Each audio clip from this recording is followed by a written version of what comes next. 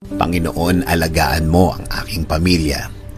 Panginoon, maraming salamat sa mga bagong blessings na hatid ng araw na ito. Alam ko, Lord, na marami ka na namang pagpapala na ibibigay sa akin. Tulad na lang ng nagising ako sa araw na ito.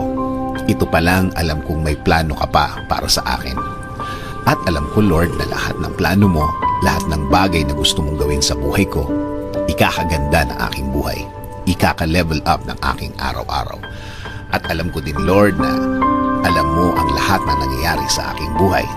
Alam ko din na bahagi ng blessings mo sa akin ay ang pag-aalaga mo sa akin, na gawin akong safe saan man ako magpunta at saan man ako andun. Ginagawa mong safe ang lugar na yon. At alam ko, Lord, na since ikaw ang nanguna ng aking buhay, alam kong patuloy mo akong i-guide sa mga darating na araw at panahon.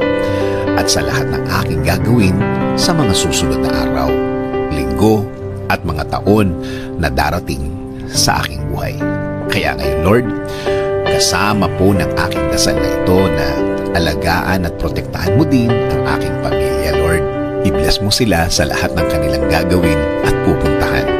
Patuloy niyo silang i-guide at gagawing blessed kahit saan man sila mapunta. At alam ko din, Lord, na meron ka ding magandang plano para sa kanilang mga buhay. Alam kong i-guide mo din sila sa araw na ito. At patuloy mo silang babantayan sa lahat ng pagkakataon ng kanilang buhay. Patuloy